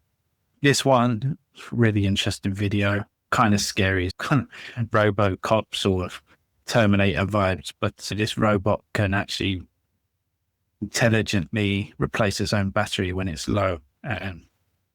I think that's pretty scary. It's probably one of the most scary things I've seen so far in this whole AI robotic world that we're going into.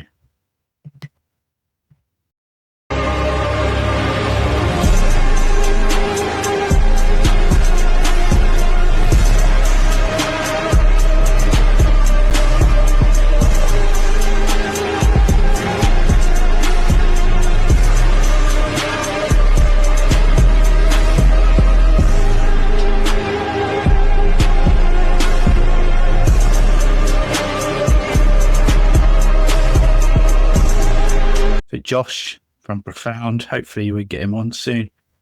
Yeah, just some more data, so positions 4 to 10 are viable real estate for AI search. So he analyzed the position of 10,000 URLs that ChatGPT cited and compared against CTR data. So while humans click the first Google result 27.6% of the time, ChatGPT cites it only 10.1% of the time. So that's a 3 times difference. It's saying this opportunity while everyone fights on 1 to 3 positions, 4 to 10 deliver as well. So he's just saying this is because ChatGPT treats the entire first page as almost equal poor sources, it seems. So while humans ignore everything below position 3, ChatGPT gives positions 7 to 10 nearly the same weighting as positions 2 to 3. So obviously that's a good thing, obviously, for competition, and still says even if you're a smaller publisher, you still got a good opportunity. You're creating good content to get seen in those sort of models like ChatGPT. So Google saying soft 404s use crawl budget despite 200 OK status. So they're just saying, soft 404s consume crawl budget, we say, and won't be indexed. Google Search Console can help you identify soft 404s. There's a whole section there. And as I say, so fixing those soft 404s can improve crawl efficiency. This is Glenn Gabe. Definitely worth following him. He always drops some great information on LinkedIn, a bit like Brody Clark and Lily Ray and Leda Solis and Daniel Foley Carter and Mark Williams Cook. All those people are, I probably missed out loads, but they, always dropping great stuff on there. But Google confirms that audio overviews are coming to Chrome later this year. So when tapping, listen to this page, you'll get a 1 to 2 minute conversational summary of the page. Audio overviews are a new AI feature coming to Chrome on Android later this year that distills information from any web page, as we said. So he's saying, say I'm on the way to an exam and I want to brush up on the key concepts on the walk there, I can navigate to my study guide, a chapter of my online textbook, or a relevant article, and select listen to this page to hear a brief refresher. Obviously, it's a great tool. I use Notebook LM loads, so it's similar vibes to that. And yeah, I think that's pretty cool. And yes, it backs up the point that it needs to be, when you're structuring your content, easy to digest and easy to follow in a structured manner, so that they can put that into audio-based conversation easier than perhaps if it's all over the place. So yeah, definitely worth considering. Alida Solis again, and saying that Google announces the test of new agentic features for AI mode and AI mode expansion globally across 180 countries, but not yet in the EU. But Google new agentic capabilities in AI mode, we're starting to roll out today. We're finding restaurant reservations expanding soon to local service appointments and even tickets. So for example, you can now ask about getting a dinner reservation with friends that include multiple constraints and preferences like party size, date, time, location. AI mode will streamline this process. However, this won't be available for everyone. This new agentic experience is rolling out for Google AI Ultra subscribers in the US through the agentic capabilities in AI mode experiment in labs.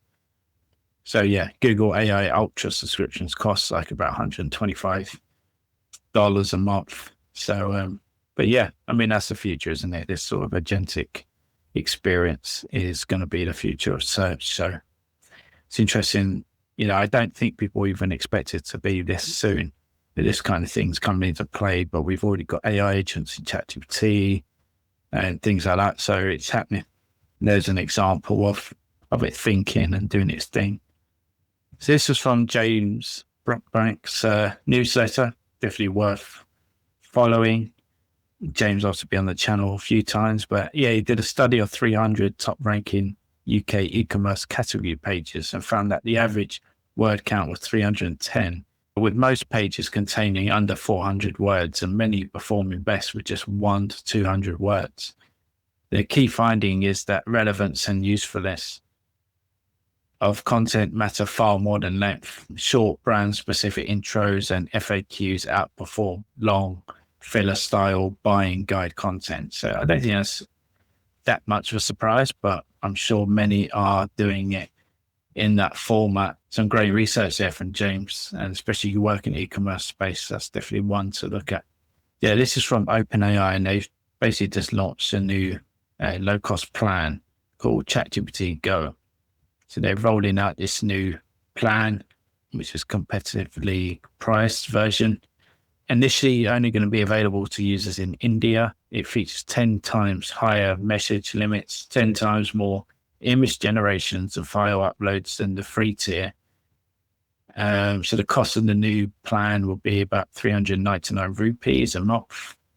That's only about $4.5 a month. This one later again, and Google announced flight deals. So their new AI-powered flight search tool within Google Flights. This was launched in the US, Canada, and India, which will end up further establishing it as one of the biggest online search travel players. So there's some data here. So it's now attracting almost the same organic search traffic as Kayak and other players like Skyscanner. It's ranking in top positions for queries like flights, cheap flights, plane tickets, among others, attracting top traffic, as you can imagine.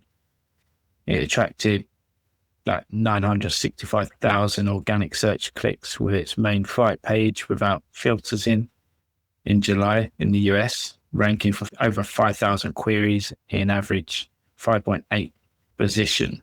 That's from similar webs. So yeah, that could be quite damaging to obviously the big travel websites in the industry. If obviously Google are going to favor themselves in the results and stuff. So yeah, that's going to be interesting to see how they react. This is obviously what we're talking about with certain things that happened on ChatGPT with users that are kind of done things to themselves because of what ChatGPT was saying, and why it's important to track these things and act upon them. So man follows ChatGPT's advice and poisons himself. So 6-year-old man who attempted to remove table salt from his diet ended up developing bromide poisoning and psychosis after ChatGPT suggested replacing sodium chloride with toxic sodium bromide.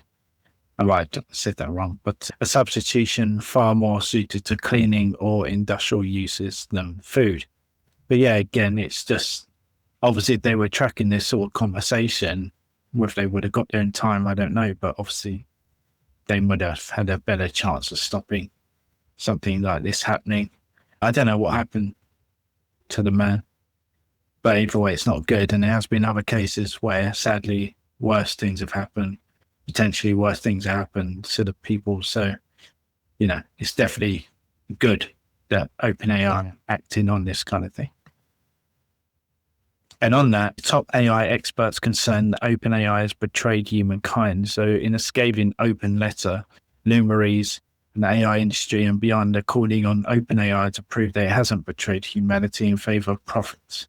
The open letter, which was signed by lights of obviously that AI godfather Geoffrey Hinton and AI researcher Gary Marcus, is basically saying that the company run by Sam Altman is essentially playing God. And he says, OpenAI is currently sitting on both sides of the table in a closed boardroom. The letter reads, making a deal on humanity's behalf without allowing us to actually see the contract, know the terms, or sign off on the decision. And definitely, I agree. So AI is failing at an overwhelming majority of companies using it MIT study finds. So despite explosive investment in AI, over 44 billion raised in the first half of 2025, the total projected AI spending nearly 200 billion by the end of the year. A recent MIT study found that 95% of enterprise generative AI pilot projects are failing to deliver measurable profit or productivity gains. So yeah, it's an interesting one. It's all new to everyone. So, it might just take time, or we might be always using it wrong, or it might just be hard to track how beneficial it is. I don't know. But yeah, it's an interesting finding. And obviously, you always got to listen when MIT are talking about it. So this is Chris Long, and he's been, as you can see, he's been tracking ChatGPT prompts at scale with his own AI tracker. And here's 5 different SEO insights he's learned from tracking ChatGPT. So, and obviously you can read more by following Chris, definitely one that you should be following. But number 1 was structured data might matter. So when looking at ChatGPT results, we see a lot of strange domains ranking. The vast majority of them are using product structured data in their editorial articles, either directly or nested within another schema type. Affiliate sites are extremely powerful. Reddit is the most influential site. While Reddit is pretty consistent, most of the other influential domains change based on industry or even company. For example, an e-commerce sites like People and New York Magazine are strong influencers. You need to know the influencers in your industry. And then the last one was ChatGPT is using less search. So when measuring the search features, we largely saw ChatGPT grounding with search way less. In SaaS, so it went from 50% to 30%. In e-commerce, it went from 65% to 15%. This was true of ChatGPT 4, but we have to see about ChatGPT 5, he says. We're going to do a couple of stories around the job market and AI related. So half of UK adults worry that AI will take or alter their jobs, poll finds. So half of adults in the UK are concerned about the impact of artificial intelligence on their job, according to this poll. Union leaders call for a step change in the country's approach to new technologies.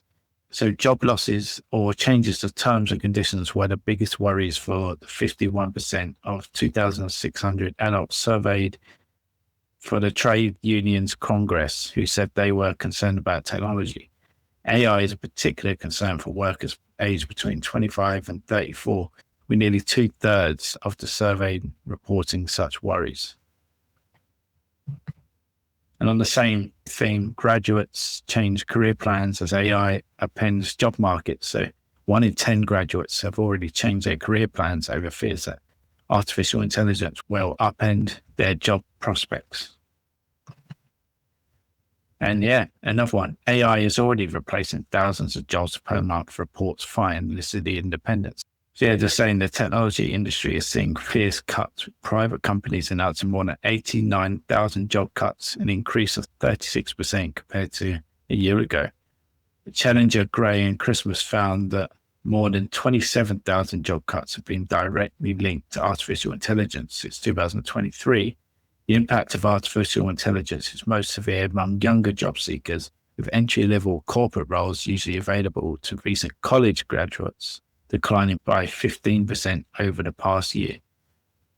According to the career platform Handshake, the use of AI in the job description has also increased by 400% during the last 2 years. So yeah, that's it for another video. I know I've gone through it quite quickly, but as I said before, all the links will be in the description, so you can read it yourself or watch the whole video, as I only showed the clips. But hopefully you enjoyed it. It's a different take on SEO, AI, digital marketing news. Let me know what stories intrigue you, what you thought about them, what you would like to see more of in the next videos. And yeah, please do subscribe, like, and all that kind of thing, because it does help the channel. And hopefully you can see I put a lot of time and effort into this, and it's something different to, get all the latest news in the industry. So yeah, thanks for watching. Bye.